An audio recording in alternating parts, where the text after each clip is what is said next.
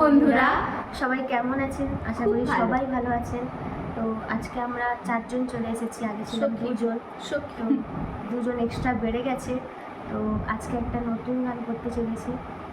এটা খুব জনপ্রিয় একটা গান, আশা করি আপনাদের ভালো লাগবে। চলো করা যাক।